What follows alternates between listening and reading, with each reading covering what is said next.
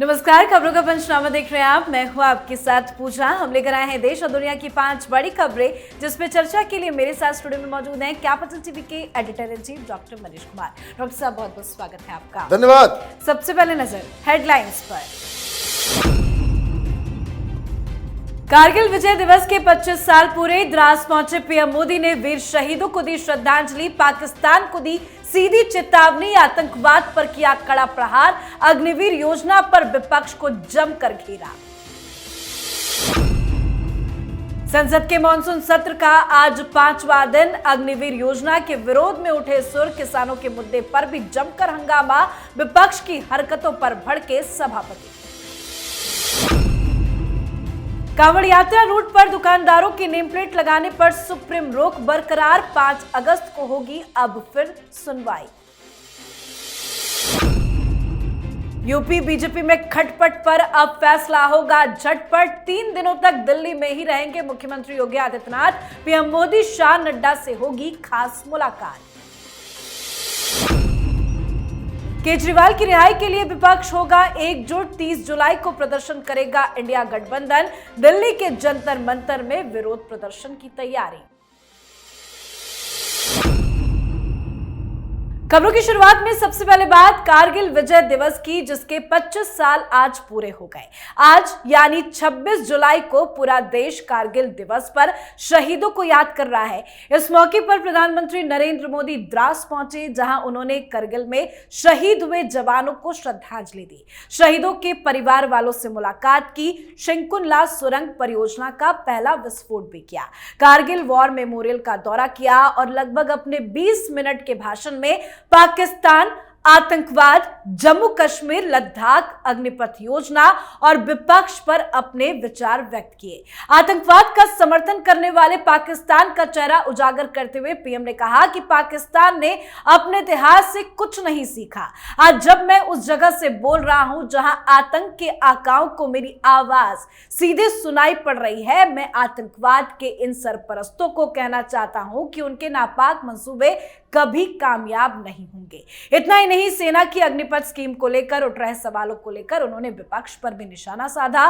PM ने कहा कि अग्निपथ का लक्ष्य सेनाओं को युवा बनाना, युद्ध के लिए निरंतर योग्य बनाए रखना है, पर दुर्भाग्य से राष्ट्रीय सुरक्षा से जुड़े इतने संवेदनशील विषय को राजनीति का विषय बना दिया गया है। कुछ लोग सेना के इस रिफॉर्म पर भी अपने निजी स्वार्थ में राजनीति कर रहे हैं। ये वही लोग हैं जिन्होंने सेनाओं में हजारों करोड़ के घोटाले करके हमारी सेनाओं को कमजोर किया। ये वही लोग हैं जो चाहते थे कि एयरफोर्स को कभी आधुनिक फाइटर जेट ना मिल पाए।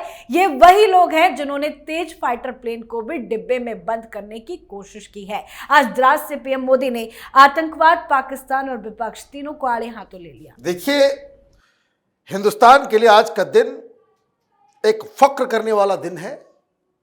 ये आखिरी बैटलफील्ड पर लड़ने वाली लड़ाई है जिसमें भारत बहुत ही विषम परिस्थिति में इस वॉर को जीता था, और इसके लिए हमें हिंदुस्तान की सेना को सत सत प्रणाम करना चाहिए। एक ऐसी लड़ाई है जो इतिहास में दर्ज हुआ है कि जिसे जीता नहीं जा सकता था, उस लड़ाई को भारतीय सेना ने जीत के एक इतिहास कायम किया।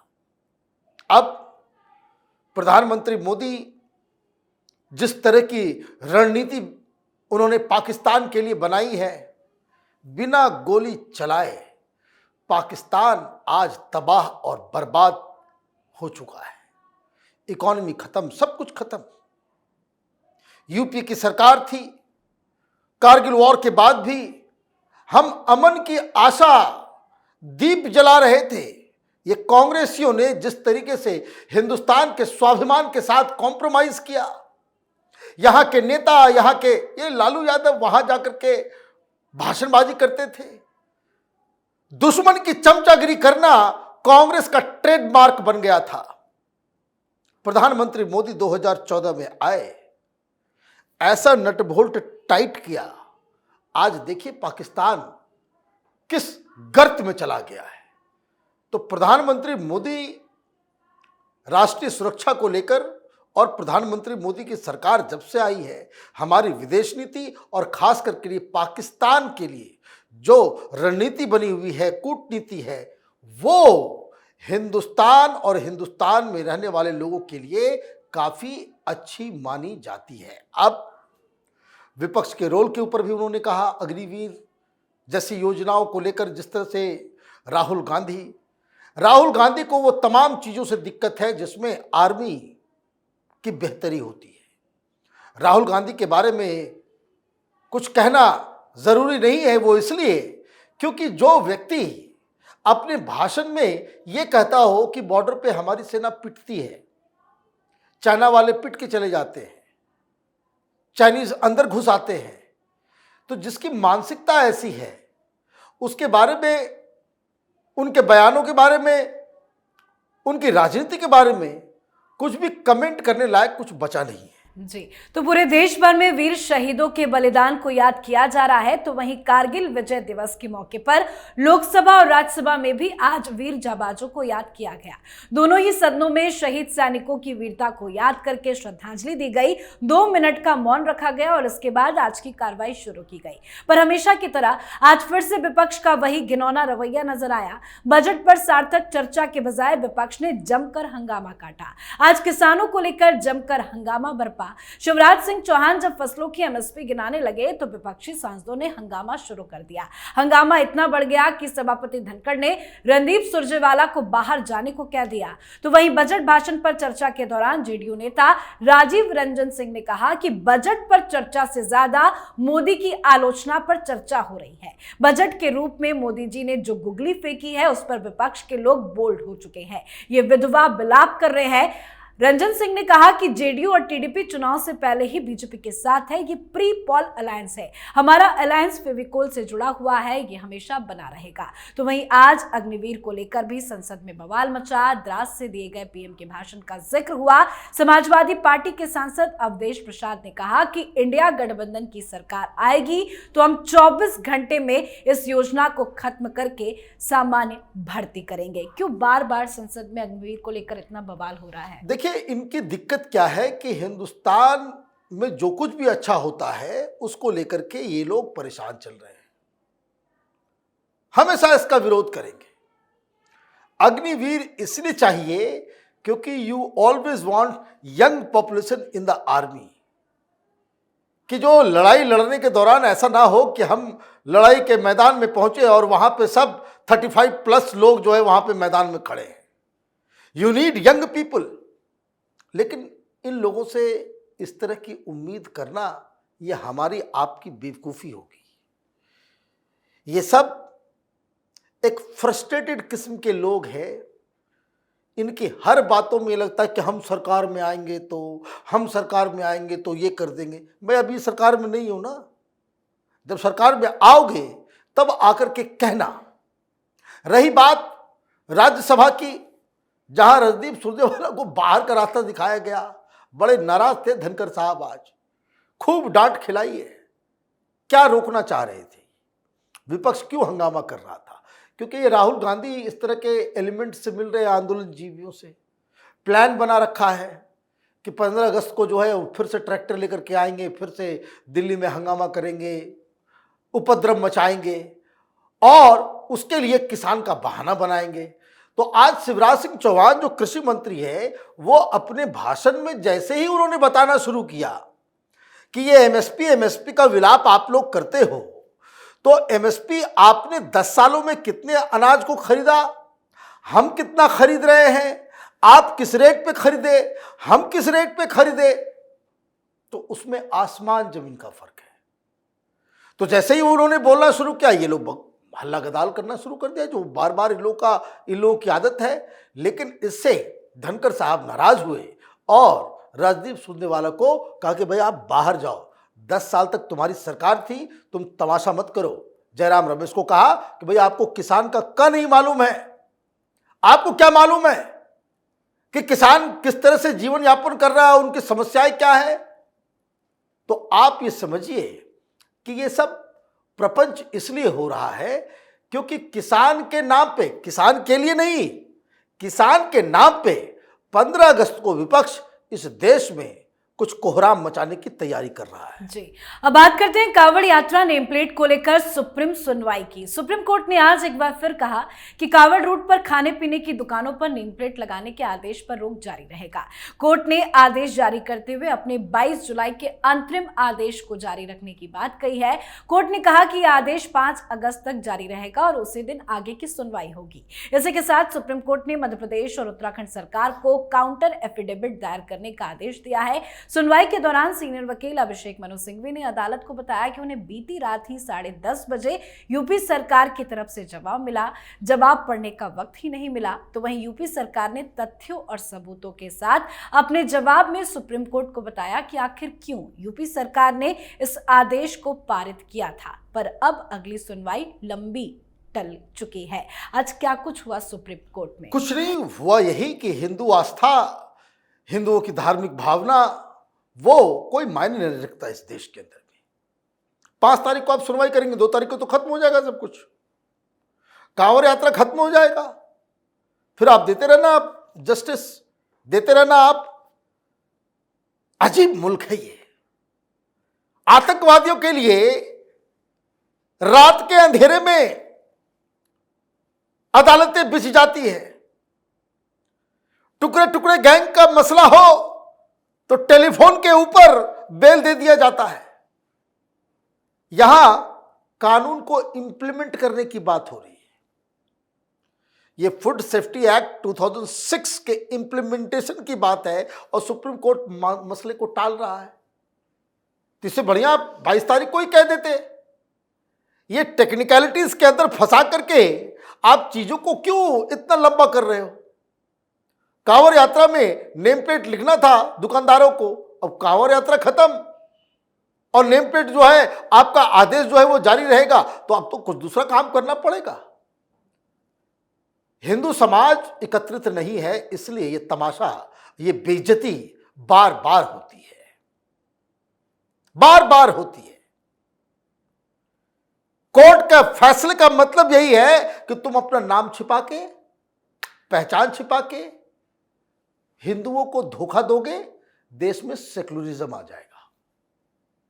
और तुमने अगर नाम अपना सही सही बताया तो सेकुलरिज्म खतरे में पड़ जाएगा। घिन आती है भाई। कम से कम यह भी तो जज साहब ने देखा होता कि महुआ मोइत्रा क्या है, महुआ मोइत्रा किस तरीके से इस केस में इन्वॉल्व है। कांवड़ यात्रा पे जाती है वो, या ढाबा खोल के बैठी हुई है। ये इस तरह के लोग, पॉलिटिकल एक्टिविस्ट, हिंदुस्तान में घटिया राजनीति करने वाले लोग ये कोर्ट का दरवाजा खटखटाते हैं और कोर्ट इनके पॉलिटिकल इंटेंशंस को नहीं समझ पाती है और आप ये आदेश दे देते हो जिसमें कानून का पालन ना हो। तो ये तो हिंदू समाज को ही सोचना पड़ेगा। मैं तो साफ साफ कहूंगा, सुप्रीम कोर्ट ने मना नहीं किया कि नेम प्लेट नहीं होगा। जितने हिंदू हैं वो अपने दुकान के आगे नाम लिख दो, लोगों को समझ में आ जाएगा कि किन के दुकान पे नाम नहीं लिखा हुआ है। जी, तो योगी सरकार तो बैकफुट में जाने वाली नहीं है। नेम प्लेट के आदेश को लेकर यूपी सरकार पूरी तरह से बचाव में है, तो वहीं मुख्यमंत्री योगी आदित्यनाथ भी जबरदस्त एक्शन में है। योगी आदित्यनाथ अपने 3 दिनों की यात्रा पर दिल्ली पहुंचे हैं। 27 जुलाई यानी कि कल सीएम योगी नीति आयोग की बैठक में हिस्सा लेंगे। उसके बाद सीएम योगी यूपी के सभी मंडलों के विधायकों, एमएलसी और जनप्रतिनिधियों से मुलाकात के बाद तैयार स्पेशल रिपोर्ट को जेपी नड्डा के सामने रखेंगे। इसके बाद पीएम मोदी और अमित शाह से भी उनकी मुलाकात की खबर है और बताया जा रहा है कि जो खटपट पिछले कई दिनों से यूपी में देखने को मिल रहा है, उस पर झटपट फैसला भी लिया जा सकता है। क्या योगी आदित्यनाथ के दिल्ली दौरे के बीच में कुछ बड़ा होने वाला है? बिल्कुल बड़ा होना भी चाहिए। कुछ लोग दिल्ली में बैठ के एक थ्योरी निकाल रहे हैं कि भाई मोदी योगी के बीच कोल्ड वॉर, अमित शाह और योगी आदित्यनाथ के बीच उत्तराधिकार की लड़ाई, यूपी के अंदर बवाल, योगी को हटाया जाएगा, कोई कह रहा है बिठाया जाएगा। ये सारी चीजें कुछ नहीं होने वाली है। योगी आदित्यनाथ मुख्यमंत्री हैं, मुख्यमंत्री रहेंगे और 2027 में जो चुनाव होगा वो भी योगी आदित्यनाथ के चेहरे पे चुनाव लड़ा जाएगा। एक पॉइंट। दूसरी चीज, समीक्षा किस बात की हो रही है? समीक्षा हो रही है कि यूपी में बीजेपी का प्रदर्शन खराब क्यों रहा। तो कुछ लोग तो आउट ऑफ द टर्न जाकर के भाषण दे रहे हैं कि योगी आदित्यनाथ, दिक्कत क्या है कि सारे लोग ये ढूंढने में लगे हुए हैं कि किस वजह से कारण हार का ठीकरा किसके माथे फोड़ा जाए। योगी आदित्यनाथ के सिर पे तो नहीं फोड़ा जा सकता, उसके कई सारे कारण हैं। योगी आदित्यनाथ एक तरीके से वो साफ साफ बता रहे हैं कि कुछ लोग पार्टी संगठन मंत्रिमंडल के अंदर ऐसे लोग बैठे हुए हैं जिन्होंने जानबूझ के ये पूरा इलेक्शन सबटाज किया, पूरी तरीके से सबटाज किया गया। और उसमें दो दो उप मुख्यमंत्री का नाम है, इसलिए वो जो रिव्यू मीटिंग ले रहे थे अलग अलग मंडल के विधायकों को तो बुलाया जा रहा था, लेकिन उस मीटिंग में किसी डिप्टी सीएम को नहीं बुलाया गया। योगी की रिपोर्ट तैयार है, योगी के साथ जनता है, योगी के साथ कार्यकर्ता है, योगी के साथ यूपी में भारतीय जनता पार्टी और हिंदूवादी तमाम जो ऑर्गेनाइजेशंस है वो सब योगी आदित्यनाथ के साथ है। 10 उपचुनाव होने वाले हैं, वही तय कर देगा कि यूपी में योगी आदित्यनाथ की साख अभी कितनी है। और जो जानकारी आ रही है कि योगी आदित्यनाथ ने 18 मंत्रियों का लिस्ट बना रखा है कि जिनको मंत्रिमंडल से बाहर निकालना जरूरी हो गया है। जी, अब बात करते हैं अरविंद केजरीवाल की। ईडी केस में राउज एवेन्यू कोर्ट ने दिल्ली शराब नीति केस में अरविंद केजरीवाल की न्यायिक हिरासत को 31 जुलाई तक बढ़ा दी है और वैसे ही सीबीआई केस में न्यायिक हिरासत 8 अगस्त तक कर दी गई है। मतलब जेल से बाहर आने का रास्ता तो नजर नहीं आ रहा है और ऐसे में अब खबर सामने आई है कि अरविंद केजरीवाल की सेहत को लेकर इंडिया ब्लॉक 30 जुलाई को दिल्ली के जंतर मंतर पर विरोध प्रदर्शन करेगा। हालांकि विपक्ष के इस प्रदर्शन में कौन कौन बड़ा नेता शामिल होगा इसकी अभी तक कोई जानकारी नहीं दी गई है। क्या लगता है सर, विपक्ष के बड़े नेता इस विरोध प्रदर्शन में दिखेंगे? मुझे समझ में नहीं आती एक बात, तबीयत खराब है तो डॉक्टर के पास जाओगे ना,